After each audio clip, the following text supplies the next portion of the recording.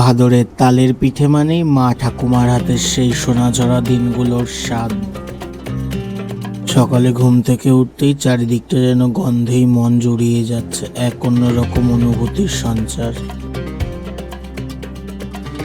বাড়ির তৈরি গরম গরম তালের বড়া, নস্টালজিয়া আর স্বাদের এক নিখুঁত মেলবন্ধন।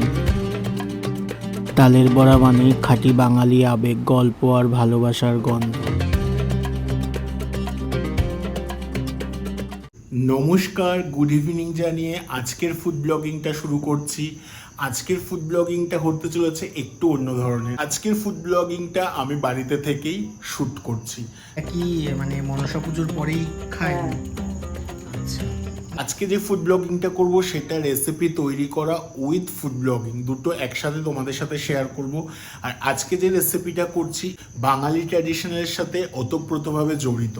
শ্রাবণ মাস শেষ হয়ে গেছে, আজকে মেবি সংক্রান্তি।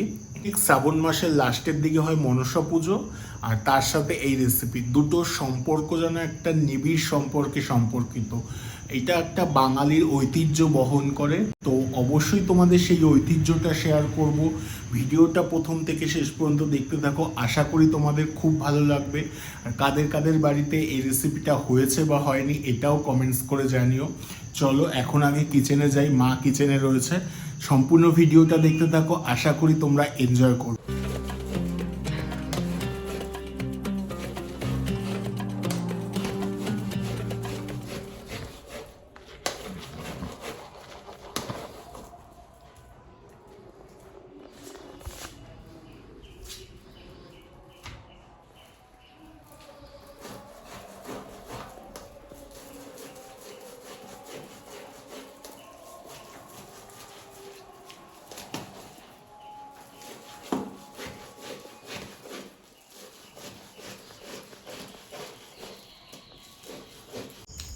কি কি দিয়েছো এর মধ্যে?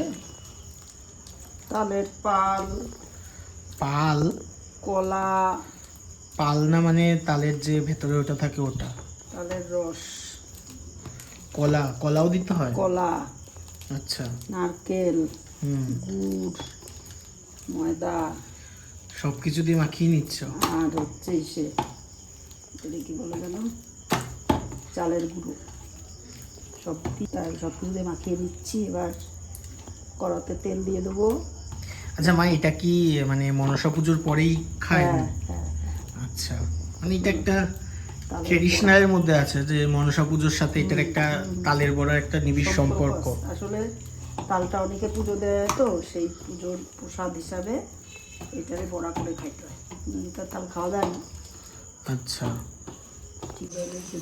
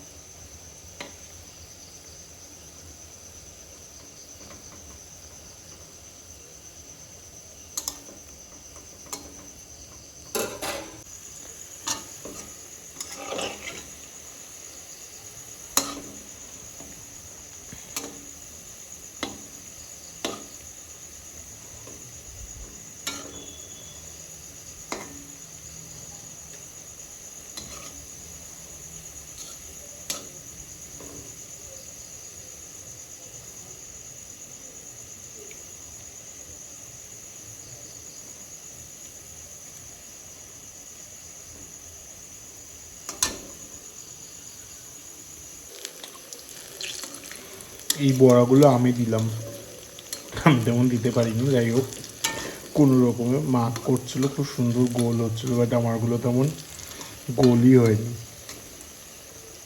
এবারটা ভালো মিষ্টি হয়েছে, বুঝছো? এবারটা ভালো মিষ্টি হয়েছে। হ্যাঁ, গোল হয়নি দেখো।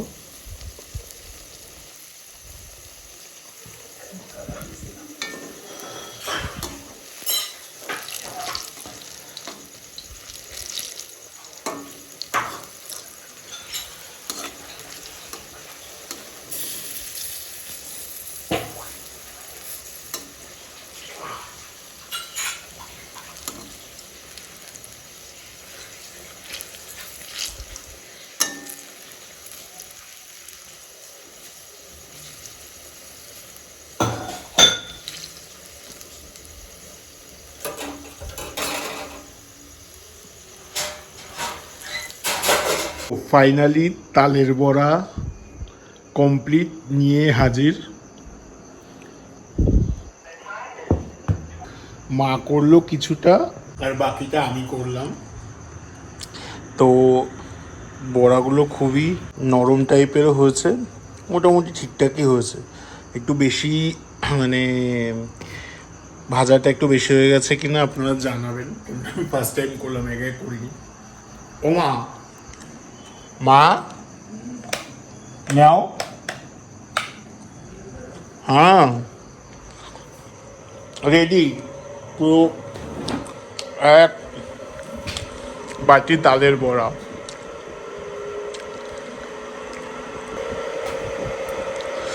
বাট সাইজগুলো বেশ ভালোই বড় বড় করেছি। হ্যাঁ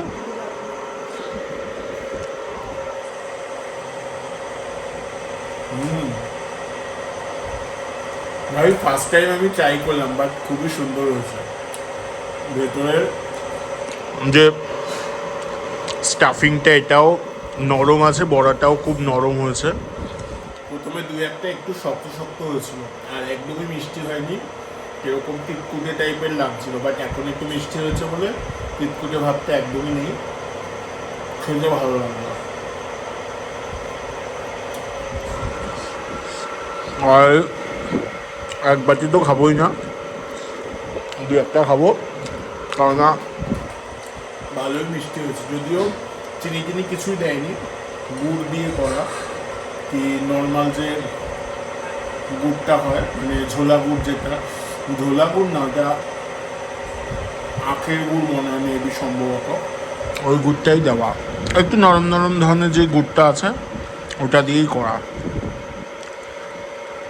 বাবা দুটো নিয়ে যাও। বাবা দাও কথা, আর দিও না।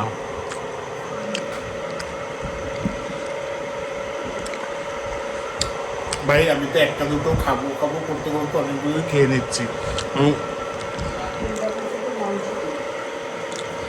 মা নেও, আমার সামনে থাকলে সব উঠে যাবে শেষে।